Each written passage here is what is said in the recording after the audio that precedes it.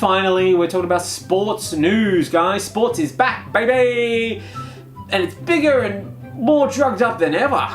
Long-term listeners might remember the Enhanced Games, a pie-in-the-sky pitch that athletes should be allowed to pump themselves full of drugs to break every sports record ever achieved by a human, including biggest bulge that might be a tumour, celebrating all-round girth of a human, angriest roid rage, and the Lance Armstrong Memorial Award for simply being ahead of his time.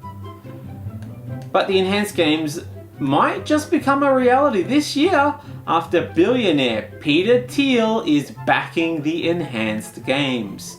Because despite all of their money, they still have a gaping black hole in the center of their mind where their anterior insular cortex should be, and the science isn't good enough to fix that problem, so they need to fill that gap in any way possible. And so this latest attempt will be paying athletes to destroy their body for your entertainment. Surely that will fill the hole caused by your mother not hugging you. I guess we'll find out. Should athletes put their body on the line for your entertainment is the ultimate question. It's what let's be honest, it's what they're doing anyway by pushing the limits of human endurance. And our old mate Peter Thiel would argue, yes, that is absolutely what they should be doing. He says this is part of a movement embracing ways science and technology can enhance human performance. A tale as old as Rome, as gladiators circa 100 AD supplemented their diets by using stimulants such as strychnine, the active ingredient in rat poison, to deal with the traumas of the arena, to improve their intensity of their fighting, and to conceal their pain, and occasionally to ensure that they were the #1 gladiator so that they could raise money for charity by selling some blood red bracelets that actually said 515E strong, some sort of secret code, the meaning of which has been lost to time, unfortunately. I guess we know how often Peter Thiel thinks about the Roman Empire. Thiel is joined by the likes of Balaji Srinivasan, a cryptocurrency investor and former CTO of Coinbase, who lost $1 million bet that the US would go into a hyperinflation and a single Bitcoin would be worth $1 million within 90 days of making that very bet. So very reasonable behavior right there. And then there's Christian Angermayer, a biotech investor and basically a guy who just really needs drugs to make money, as he is invested in all the ones that he can legally be invested in, including mushrooms, weed, and COVID.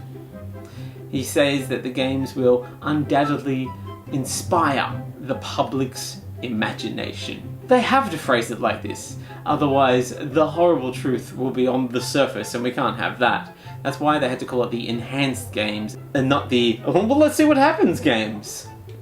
See, the Enhanced Games said that it will not test athletes for drugs or other performance enhancers at its events, while simultaneously claiming it is aiming to be the safest international sporting event in history and will require full medical screens on athletes competing to monitor any risks.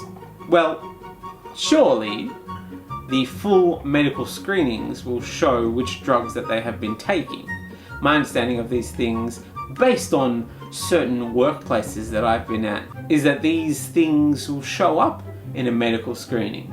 Or were all of those jobs just lying to me about that as well? You mean that I could have been like juicing before I showed up to the childcare centre? And I could have used the extra strength when the children turned into gremlins. Damn, what a waste. Besides, you're missing the important thing. We aren't showing up to watch drugged up athletes destroy themselves as well as sporting records. We want to know how they are doing it. Sports people love stats. Come on guys, it's a fundamental. That's why we have fantasy football and fantasy leagues. We fucking love stats. We need stats on all of these athletes. How can we make a proper bet if we don't know what they've been taking? I'll adjust the odds. Sure, Lance is a strong rider. He's been taking these steroids for years, but Ross over here is sporting a cocktail of morphine and HGH, and he is here to win. And he cannot feel his body. He hasn't felt it for days. See, it makes a difference to my betting. Creators of the game say it is going to be the most inclusive sports league in history, and that's really gonna piss some people off. I think it's an interesting choice. It'll be a bunch of people being like, did we come here to watch people's bodies explode like a NASCAR taking a corner badly? Sure, but those bodies need to fall within strict gender binary.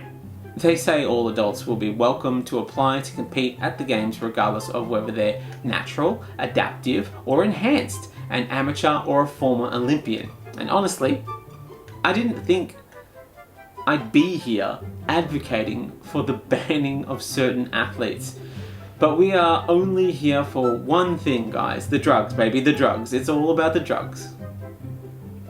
We need to know exactly what drugs they are taking. If anything, they should be banned for not taking the drugs. Don't waste our time. This is the Enhanced Games. It's the entire fucking brand. You can be an amateur or a former Olympian, no problem. You can be of any gender that you want, but you better be more juiced than a grove of oranges. And it's all good and well that an idiot billionaire and his friends are willing to put the money up to make these games happen, but is anybody even interested in competing? That kind of feels like the most important thing. Well, enter retired Olympic Australian swimmer James Magnussen. Magnussen is the first athlete in the world to publicly flag interest in competing at the Enhanced Games, which is convenient as he does compete in one of the few sports that the Games will present, those being track and field, swimming, weightlifting, gymnastics, combat sports, piano throwing, hot dog eating, doubles suggesting band names and businesses that we should totally start, man. The 1,000 meter calling the people a dog cunt. And in place of boxing, they'll actually have the first ever, you want to start something? You want to start something? Well, fucking let's take it outside, arsehole. You want to start something? Just circling each other over and over until one of them collapses.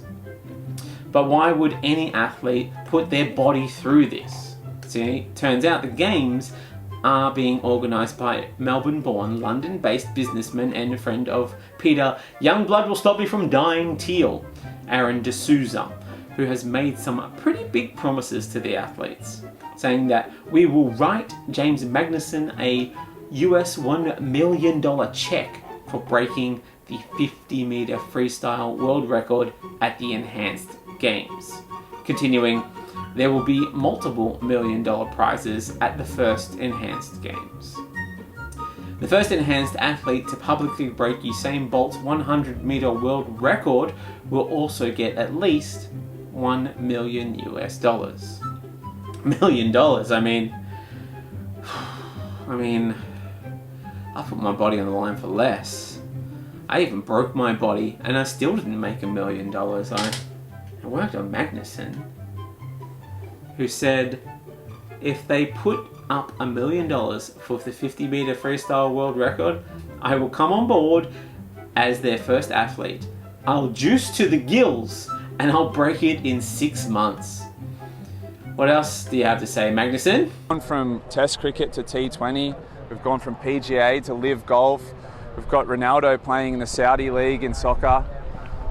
Who says this can't be the next Live Golf? Oh, that's very interesting. This could be the next Live Golf. Perfect. Well, this is exactly what we need and exactly what we have. Think of it.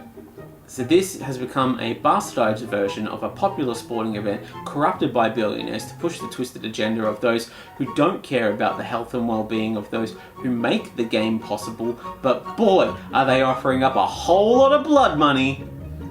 It's the Blood Money Games! Oh, that's what we should be calling it, the Blood Money Games! And if the blood is young enough, maybe Peter Thiel can use it to keep himself young!